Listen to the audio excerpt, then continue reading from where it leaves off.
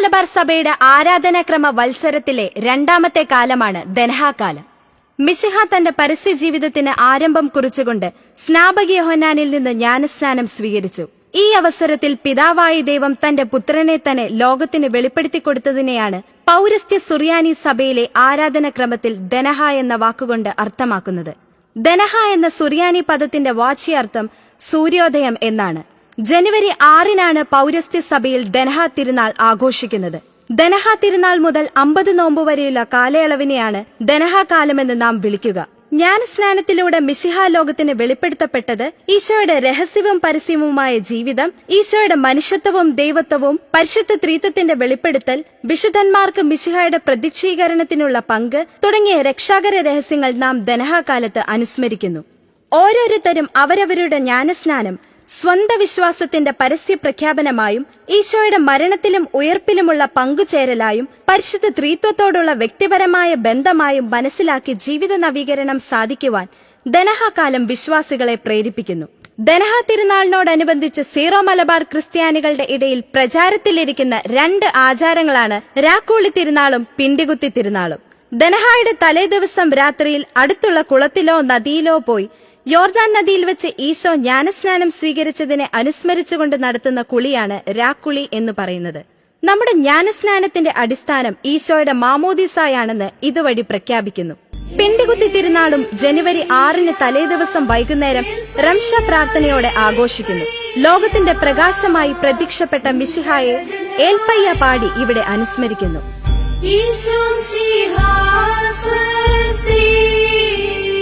ദനഹാകാലവും വിശുദ്ധരുടെ തിരുനാളും. ദനഹാകാലം തിരുനാളുകളുടെ കാലമാണ്. മിശിഹായുടെ പ്രത്യക്ഷീകരണത്തോട് ബന്ധപ്പെടുത്തിയാണ് നമ്മുടെ സഭ വിശുദ്ധരുടെ തിരുനാളുകൾ ആഘോഷിക്കുന്നത്. ഈശോയ്ക്ക് സജീവ സാക്ഷ്യം വഹിച്ചവരും ഈശോയുടെ മഹത്വത്തിൽ പങ്കുപറ്റിയവരുമാണല്ലോ വിശുദ്ധർ. ആകയാൽ ദനഹാകാലത്ത് വിശുദ്ധരെ അനുസ്മരിക്കുന്നത് തികച്ചും ഉചിതമത്രേ. ഞായറാഴ്ചകൾ കർത്താവിന്റെ ദിവസങ്ങളാണ്.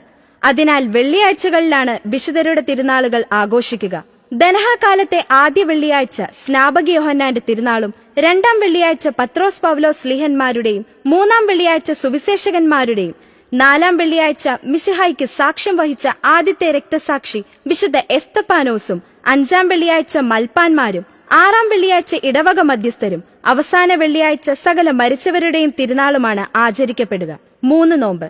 നിനവേക്കാരുടെ യാചന എന്ന പേരിലാണ് ഈ നോമ്പ് സാധാരണയായി അറിയപ്പെടുന്നത്. യോനാ പ്രവാചകൻ തിമിംഗലത്തിന്റെ ഉദരത്തിൽ 3 ദിവസം കഴിച്ചുകൂടിയതിന്റെ ഓർമ്മയായിട്ടാണ് ഇത് ആചരിക്കുന്നത്. എന്നാൽ ഇതിന് മറ്റൊരു ചരിത്രവും കൂടി കാണുന്നുണ്ട്. 570-നും 581-നും ഇടയ്ക്ക് മെസ്സോപ്പൊട്ടാമിയ എന്ന സ്ഥലത്ത് വലിയൊരു പകർച്ചവ്യാധി ഉണ്ടായി.